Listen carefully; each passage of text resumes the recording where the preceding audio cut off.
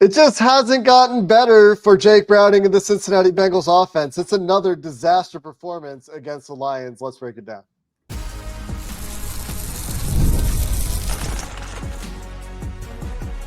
You are Locked On Bengals, your daily Cincinnati Bengals podcast.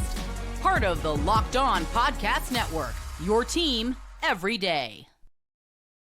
What up, Bengals fans, and welcome to another episode of the Locked On Bengals podcast, part of the Locked On Podcast Network, your team every day, for better or for worse. James Rapien and myself, Jake Liscow, are here for you on Locked On Bengals, covering your favorite team. We're every day, and we welcome back all the everydayers out there, all of you who make us your first listen. Appreciate all of you who are sticking with us here on Locked On Bengals as we're sticking with covering a team that has given us very little positive to talk about in the last 3 weeks. Actually, there is some positivity that I will get to probably at some point in this episode, James, which hopefully isn't too shocking, but it was another really, really, really bad game where the Bengals got blown out. They were unable to do anything on offense until they were trailing by 3 scores in the second half. And this is who this team is at this point, and severe change obviously is needed. Today's episode is brought to you by Mazda. Stay tuned later in this episode for highlights from this week's Moving the Game Forward. Mazda, move and be moved. And James, another game where Jake Browning did not give the Cincinnati Bengals a chance to win the football game. No, he didn't. And this is why, and we didn't get to do the whole veteran quarterback episode. We hit it on it on our Thursday show, going into Friday, going into the weekend. So if you didn't watch it or see it, this is why I want a quarterback. I want another option, because the Bengals don't have another option. They are screwed. If Jake Browning doesn't play well, they're not going to Brett Rippon. They're not going to Sean Clifford, Mike White. Well, he wasn't elevated from the practice squad. Like if that happens, like maybe that would be the next guy. That doesn't make anybody feel good. And so what's interesting in our Locked On Bengals insiders at joinsubtext.com/LockedOnBengals, they found this out on Sunday morning, what the Bengals were hoping to do, how the Bengals thought that they would be able to snap out of this offensive funk, and they believed in their game plan. And I had talked to multiple people within the building about how they thought that the past 2 games are going to be the outlier on offense. So they responded by scoring a whopping 3 points in the first 3 quarters and having just as many turnovers, 3, as points, having just as many Jamar Chase tackles, 3, as points through the first 3 quarters. And when you do that, when literally they were, I'm telling you, they were they believed, not that they were, I think they thought they were going to win the game. Who doesn't convince themselves going into a game you're going to win it when you're a competitor? But I think they thought regardless of the outcome, they were going to be able to put up points. And yeah, you look at that final score, and that final score is kind of believable. Like on a good offensive day for them, I thought maybe 37-24 was in the cards. It wasn't that way. This offense stinks, and a few garbage time touchdowns, which are part of the positivity, I'm sure, but that's not going to change the way I feel. And I feel like Zac Taylor and Jake Browning combined failed today. Yeah. That's what it comes back to. They kind of, I don't know if you watch the press conferences, but Zac Taylor's like, oh, it's on me. It's on me. And then Jake comes in and he's like, I got to play better. It's on me. And I'm like, yeah, it's on y'all. You both let everybody down, and they better fix it quick, because this offense is one of the worst in the NFL, and they have some awesome weapons, as we know. So they should not be one of the worst in the NFL. At least they finally hit a couple plays with Jamar Chase later in this game, but I say that as like a throw-in, a token, compliment that I'm saying to be nice. Like, the way Browning played at the start of this game doesn't give the Bengals a chance to win games. He's late, he's inaccurate, he's frazzled in the pocket, and he knew that. He took accountability for it after the game. And when Zach's saying it's also on him, he's the head coach play caller. Well, yeah, I mean, you're preaching to the choir of Bengals fans who want you to give up play calling responsibilities, I think, in many ways, Zach. But the other thing is that you have to find ways to help your quarterback succeed. And through 3 weeks, we have not seen that. We haven't seen them get to plays that Jake Browning feels comfortable, confident, and is thriving in. He's instead making repeatedly bad decisions, looking like a deer in the headlights much too often. The Bengals almost had 2 safeties in this game. Instead, only 1 counted, and had a number of hits on Jake Browning that could have been additional insult to injury that didn't count. But the way he played in this game, I mean, the interception he threw to Mike Gesicki, and I've said this a few times now, I think, but the interception he threw to Mike Gesicki would have been incomplete if there was no one on the field in the Detroit secondary. It was that far behind Mike Gesicki. Like, when you throw an interception that even if there are no defenders, it's not getting to your intended receiver, what are you doing? Like, how are you making an NFL throw at that point that's that inaccurate and into that much traffic where there are two Detroit defenders that could have picked it off? And that was one of two interceptions that two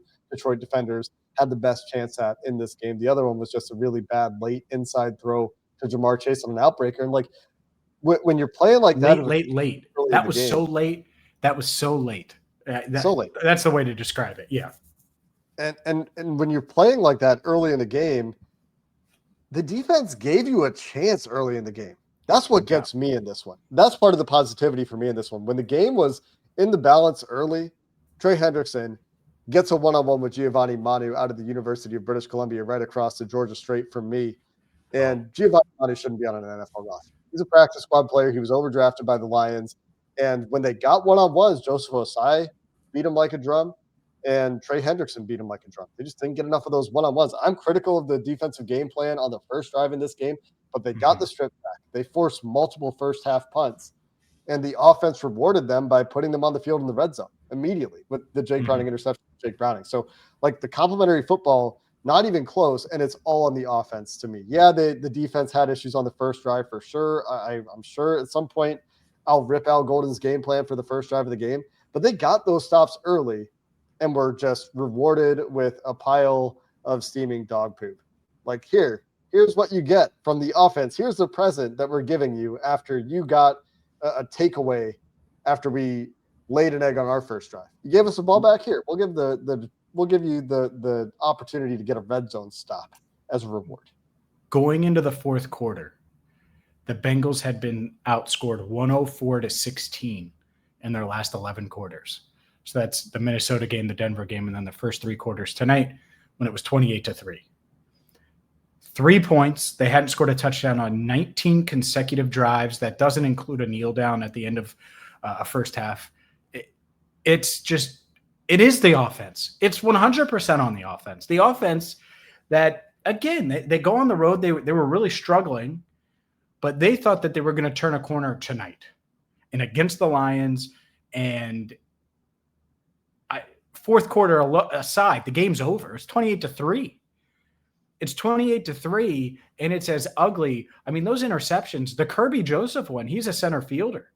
I mean, where it is just a lollipop throw. I'm not sure there is an everydayer that listens that could not have caught that ball, because it was just, shout out to the everydayers. You guys could have intercepted Jake Browning today because it was a lollipop.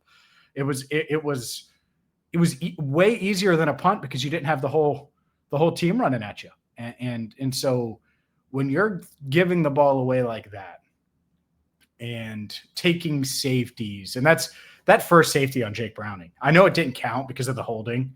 That's awful awareness, like just awful. You're holding the ball. Like, you got to know, I'm in the end zone. I got to make a decision. And by the way, maybe that is throwing it away and throwing it over a receiver's head into the stands. Fine. But you can't just sit there and then get sacked. That can't happen.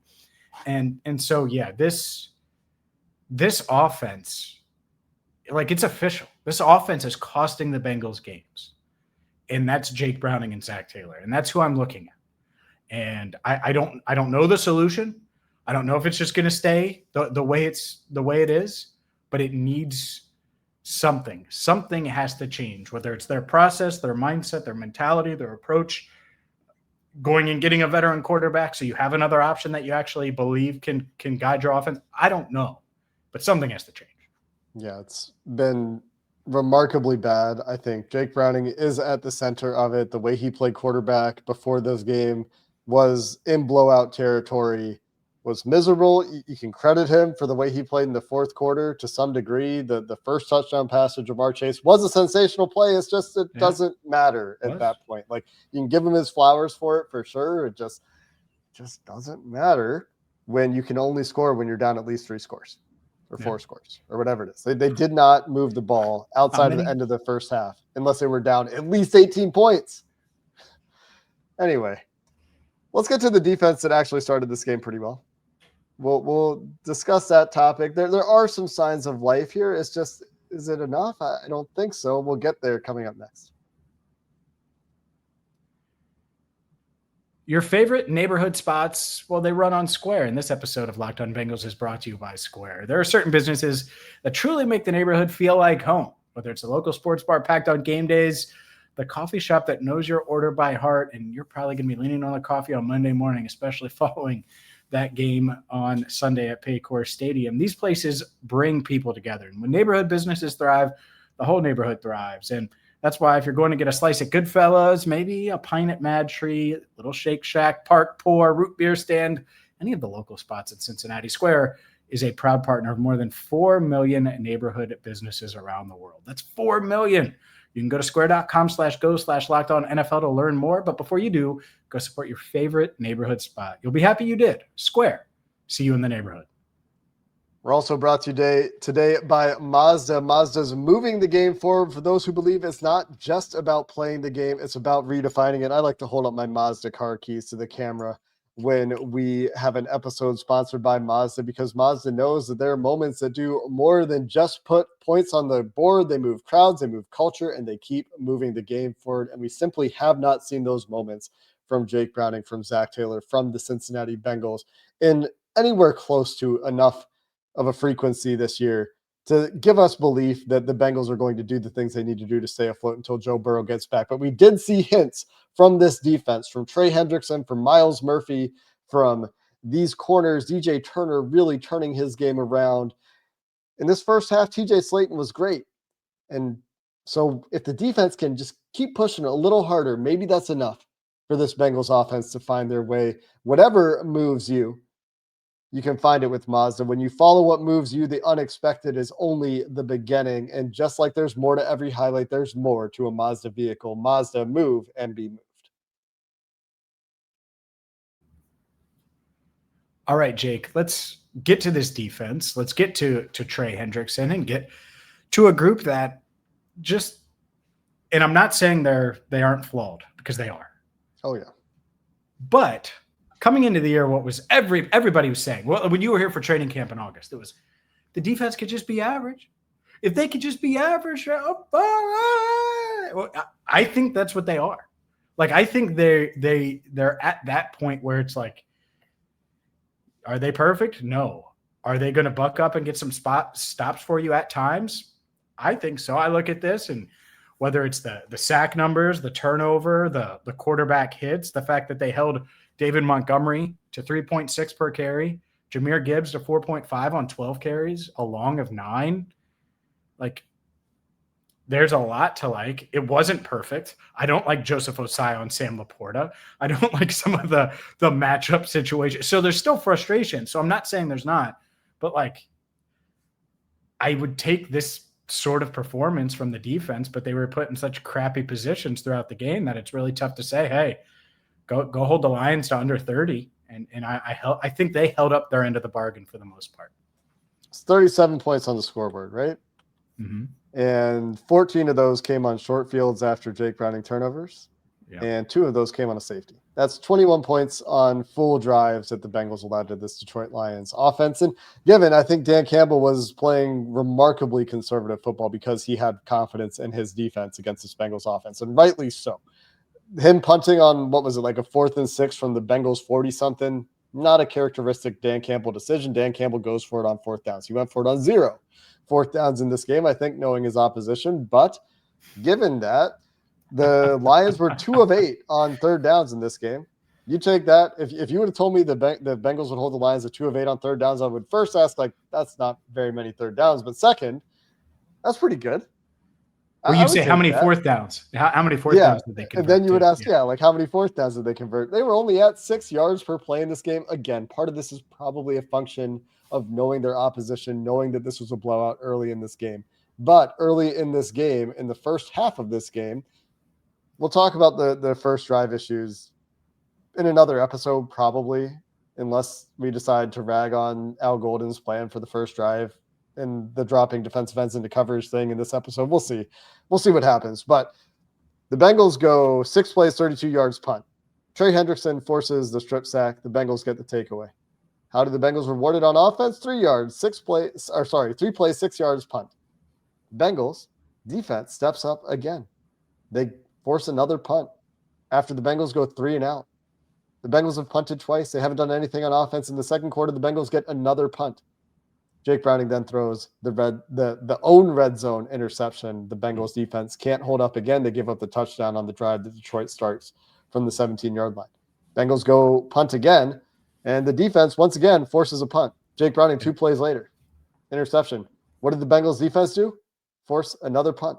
And finally, the Bengals score some offense. So if you're keeping track, that is 3 punts and a forced fumble takeaway from this Bengals defense in the first half to get you to halftime at 14-3, a chance to get to 14-7 if this offense had any sort of teeth to it, a chance to get the game tied. But of course, coming out of the half, it takes 2 plays for Jake Browning to throw another interception and for the game to be blown up into 21-3. Yeah, and that's the real backbreaker, if you will, with the way Jake was playing. It's like, even with the 2 picks, it's 14-3, you get the ball coming out of the half. If that's when the offense woke up, maybe you can make it a game. Maybe the defense still has enough. But time of possession was so dominated at one point, and this is early in the game, like early second quarter. It's like 14-4 at one point or something. Yeah, yeah. Like it was like 12-3, and I'm like, well, this is not going to work. Yeah. Like the play count was like 25-10 at one point early in this game. There was a point, I tweeted this out, and I put it on multiple socials, but Jake Browning had 2 interceptions and averaged 1.8 yards per attempt. More turnovers than his yards per attempt. Like at one point, his quarterback rating was 26. Now it went up a lot in that fourth quarter, but man, like it's hard when you're that crappy. Ask Browns fans, when you're that crappy on offense, it hurts your defense. And I don't mean this week's Brown. I just mean in general, because they haven't had a quarterback in 50 years. They've seen plenty of Jake Browning. Like that's what it does. And it sucks. And it's ugly. And the final score might not be as ugly on weeks like this, but it still sucks. No one had fun today.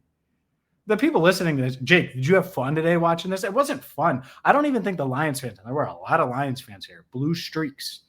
I bet they had fun. Let's be real. They had fun. I think they had fun because they won, but it was like a really boring, like everybody's going through the motions game, because I agree with you on the Lions side. Like I do think that they were just kind of like, this is how we're going to play this game, and we're just going to get through it and win. Yeah. I mean, it reminded me a little bit of the Chiefs-Eagles Super Bowl last year.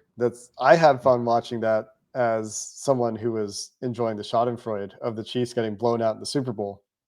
But it wasn't for all of my no rooting interest friends that were watching that game with me. They're like, this Super Bowl is very boring, and they weren't watching the game in the third quarter. So yeah, in that sense, not fun. Yeah.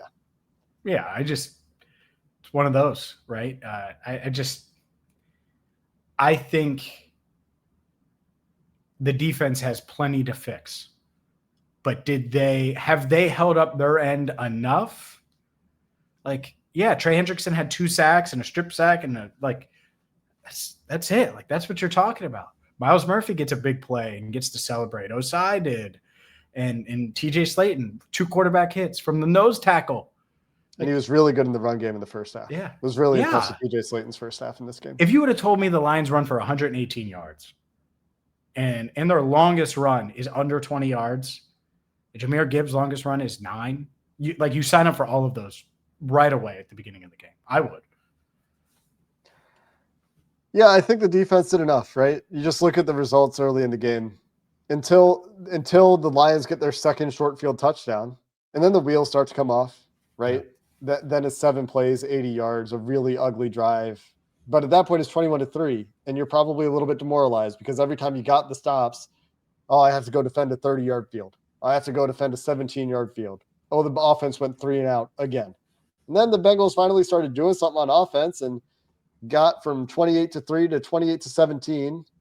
And then the wheels were still off for the defense. Like, you get one more stop, maybe the game actually gets interesting, but the defense in that defense, right? If the defense was one of the better defenses in the NFL, which was never our hope or expectation, then maybe this game goes differently. But the defense did enough in this game where you're saying, man, if they have Joe Burrow in this game, that they're probably feeling real different about the way this thing goes.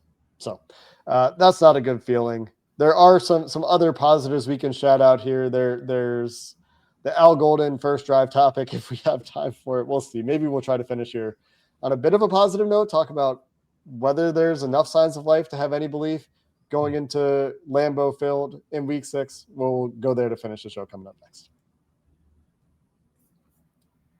Today's show is brought to you by FanDuel, America's #1 sports book. And man, the NFL season, it's in full swing. And right now, new customers can bet just $5 and get $300 in bonus bets if you win. That's right. Pick a bet, put down $5. If it hits, you'll unlock $300 in bonus bets to use across the app. So maybe you had the Lions at -10.5, which, hey, maybe you got them early on last week at -8.5 before the Monday night debacle in Denver. Well, you would have won. And then when that bet hit, you'd unlock $300 in bonus bets to use across the app. And whether it's same game parlays, whether it's live bets, whether it's standard lines, but the Bengals are major double digit, 14.5 point underdogs against the Packers at Lambeau, at least as of right now. You got to get on all the fun with FanDuel. What are you waiting for? Visit FanDuel.com to download the FanDuel app today and get started. So we've shouted out Trey Hendrickson, who had a nice little game as a pass rusher in particular. We've talked about TJ Slayton, who I thought had a nice game as a run defender, especially early on. Miles Murphy got in on the fun with the sack, I believe, on a stunt. That was a third down play, right? Or was it a second down play? Either way, it was part of ending a Detroit drive. DJ Turner targeted only once in this game, had the pass breakup defending Amon-Ra St. Brown. Shout out DJ Turner for settling in as the season's gone on. It's kind of a career trend for him at this point. And I don't know, that's kind of it on defense. Logan Wilson, I think, had his worst game of the season. Chris Jenkins wasn't very impressive to me in this game. Oren Burks got the start, and they had a rotation at linebacker that featured Logan Wilson being on the play for every single play of the game, and a rotation with the linebackers besides Logan Wilson on the field. Demetrius Knight playing only 36 snaps for the Bengals in this game, which seems very low compared to what he's been at for most of the year. But the Bengals are trying some different things on defense. They're trying some 5-man defensive fronts with 2 linebackers, 2 off-ball linebackers. They're meeting Detroit's 12 personnel with some heavier defensive fronts. They're trying different things.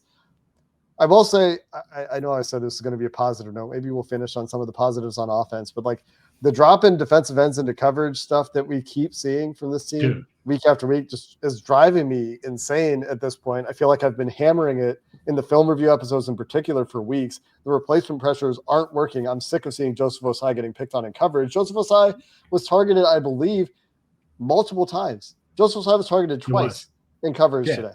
And like 18 of Jared Goff's targets in this game, I think he threw 23 passes, something like that, low 20s. Yeah. 18 of them, I believe, targeted a linebacker or a defensive end for the Bengals. Only a handful of targeting any defensive backs in this game. Yeah, which is wild when you look and you see that Amon-Ra St. Brown had 8 catches on 9 targets, and Laporta 5 catches on 6 targets. Like Jared Goff was 19 of 23. Didn't have to throw it a lot, but boy was he efficient. Boy was he effective. And that's what happens when you drop Joseph Ossai into coverage. You think Joseph Ossai can guard me? He can't guard Sam Laporta. I'm not sure. Maybe he will. Maybe he could. Maybe not. I don't want to find out. Like an impossible job that they're asking him to do. No doubt. Like why are we putting him in that situation? What are we doing? Yeah, like I don't like Sam Laporta against Logan Wilson either.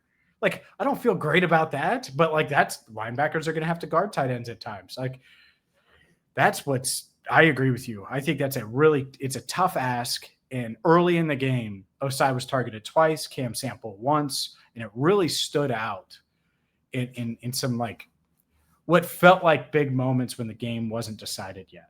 And that's got to change. I just don't understand what that does. Like the idea is that you can maybe get a free runner sometimes because you've confused protection, or maybe you've dropped an end into a slant window or a hook window that the quarterback isn't anticipating. You get a cheeky interception here or there. We've seen Lou Anarumo do it successfully We saw, I should say, Lou Anarumo do it successfully previously when he was with the Bengals. And there is a time and place for these, but this seems to be like the bread and butter of the Al Golden defense. And, today we did see a run slant and a run blitz get a tackle for loss. We saw a stunt get Miles Murphy a sack. So we saw some things work, but the replacement pressures are still driving me a little bit crazy seeing these defensive ends drop into coverage. You could argue Sam Laporta is as good of a receiving tight end as anyone in the league. Mm-hmm. Like, he embarrassed him today. He had a good game. They could not tackle him. Do you want Joseph Osai guarding him? No, sir. And you're right. Along the sideline, that's when I thought they were starting to break on defense, because along the sideline, Laporta cuts upfield and he gets knocked out of bounds, but isn't tackled. No, and like four guys should have tackled him. And I was like, oh man, this could be the breaking point. Look, our tone didn't change and it shouldn't change, but the offense did score 3 straight touchdowns in the fourth quarter. And so if we're going to finish on a positive, that is a positive. And the throw of the game for Jake Browning was him rolling out to the right, finding Jamar Chase. Jamar gets both beat down. Heck of a catch. Great throw. Great catch. Yeah. And maybe, and look, after that, it's a double move, but then they drive downfield. Then it's a real drive. I think that the double move was ridiculous. I can't believe the Lions gave that up. But you get 4 first downs on that final touchdown drive. Andre Yosevach got going a little bit. Mm-hmm. Maybe you can build off that. Maybe you can. I mean, you need to. Obviously, Hopefully. Their last drive of the game was a safety, but to score 3 straight touchdowns, like maybe. But that's like, how do you not? You go 19 straight possessions without scoring a touchdown, and then you score 3 touchdowns, and then obviously you have the safety late, which is a tough spot because you got to push the ball down the field. Detroit lost a lot of corners to injuries in this game. Rock Ya-Sin was in and out throughout the game. Brian Branch was playing through something, I think. But at least they found something. At least they got Jamar Chase going. That is a step in the right direction. Jake Browning completing passes to Jamar Chase. Does he need to pick better times and places to try to force the ball to Jamar? Yes. Is it still nice to see Jamar get going a little bit in this game? The scramble touchdown, the double move.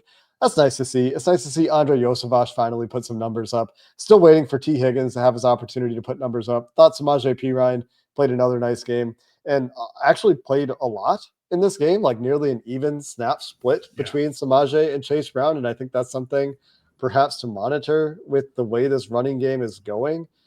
And I mean, it's been tough for Chase Brown this year. They're very excited for his ability as a player, but they've obviously still struggled in the run game. The offensive line, not much better in the run game today. We'll see how they look on tape. Obviously, Dylan Fairchild on that safety, not a good look. Orlando Brown had his hands full when he was trying to deal with Aiden Hutchinson in this game. The sack on the flea flicker was not good. Marius Mims did give up only the sack on the play that was called back, I think. So I think maybe when we go back and look at Amarius Mims on tape, that might be nice to watch. Might see a bounce back game from Amarius there, but not much else good to talk about on offense despite the scoring late. I thought the offensive line did start the game well. I thought they finished the game really poorly. I think early Jake was around 30% of his dropbacks that were pressured. He finished over 50%. So when they're pinning their ears back in the second half, the pass protection did not hold up. But again, some of that we'll see when we rewatch the tape. Sure, and that's when it's 28-3. That's how it's pinning your ears back. Yeah, yep. No doubt. And one last bright spot: Evan McPherson, good from 50. Money Mac. Yeah, and tried to get that onside kick, man. Respect the effort. Respect the hustle from Evan McPherson there, man. Diving in that pile as a kicker. Yeah, no doubt. And I thought he had it. That's a tough one to grab, of course. William Wagner, high snap. Yeah. Ryan Rico, shout out to you getting it down. Yeah.